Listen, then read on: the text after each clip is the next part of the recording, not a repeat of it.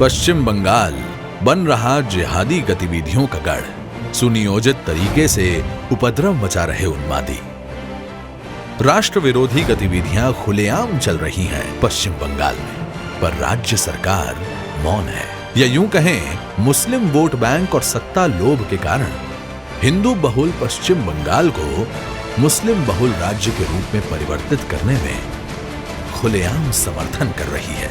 अगर इतिहास पर गौर करें तो भारत विभाजन के समय बंगाल का हिंदू बहुल क्षेत्र ही पश्चिम बंगाल के रूप में अस्तित्व में आया था।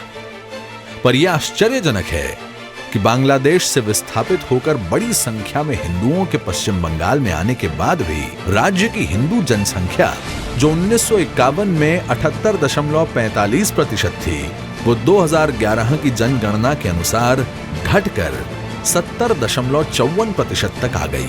ये राष्ट्र की एकता व अखंडता के लिए गंभीर चेतावनी का विषय है। जिस तरह से पश्चिम बंगाल में बेखौफ होकर जिहादी गतिविधियां चलाई जा रही हैं, भारत बांग्लादेश सीमा से मात्र 8 किलोमीटर अंदर मालदा जिले के कालियाचक पुलिस स्टेशन पर राष्ट्र विरोधी जिहादी तत्वों द्वारा आक्रमण कर लूटपाट करने, आपराधिक रिकॉर्ड जला देने तथा राज्य में अनेक स्थानों पर सुरक्षा बलों पर हमलों की बढ़ती घटनाएं राष्ट्रीय सुरक्षा व कानून व्यवस्था के लिए गंभीर चुनौती बन गई है। इतना ही नहीं, जाली मुद्रा, गोवंश तस्करी, घुसपैठ को निरंतर बढ़ावा दिया जा रहा है। वर्धमान बम विस्फोट की जांच करते समय एनआईए द्वारा यह पाया गया कि पूरे राज्य में कई आतंकी समूह सक्रिय हैं।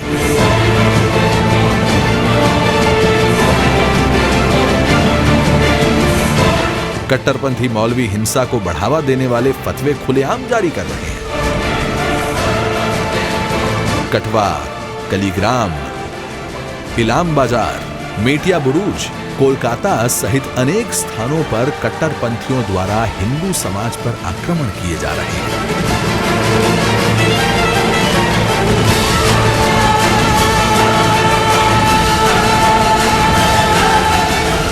जिसके कारण हिंदू समाज बड़ी संख्या में पलायन को विवश हो रहा है। धूलागढ़ में 13-14 दिसंबर 2016 को हिंदू समाज पर सुनियोजित आक्रमण में आगजनी, लूटपाट व महिलाओं से दुर्व्यवहार की विभत्स घटनाएं हुई। आज सोमाने बोलছে पाकिस्तान जिंदाबाद, हिंदू हटाओ, এখান থেকে সারা কুছ স্লোগান দিয়ে।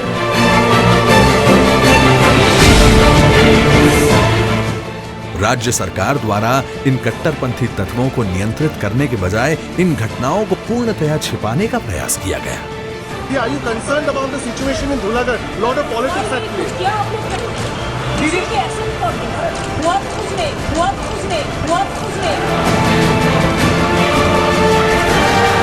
इतना ही, राज्य सरकार सुनियोजित तरीके से उपद्रव मचा रहे उन्मादी कट्टरपंथियों को मंत्री पद व अन्य महत्वपूर्ण राजनैतिक व शासकीय पद देकर प्रोत्साहन दिया जा रहा है।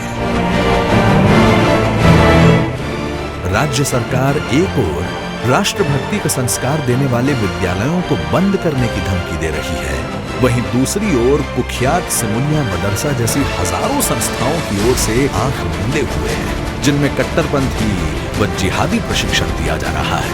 कट्टरपंथियों के दबाव में पाठ्य पुस्तकों में मूल बांग्ला शब्दों को बदला जा रहा है। पिछले दिनों मुहर्रम के कारण मां दुर्गा की प्रतिमाओं के विसर्जन का समय असामान्य रूप से कम कर दिया गया, जिस पर कोलकाता उच्च न्यायालय भी राज्य सरकार को फटकार लगा चुकी है। ऐसे में अब समय आ गया है कि भारत की एकता और अखंडता को बनाए रखने के लिए हमें लोगों को जागरूक करना होगा।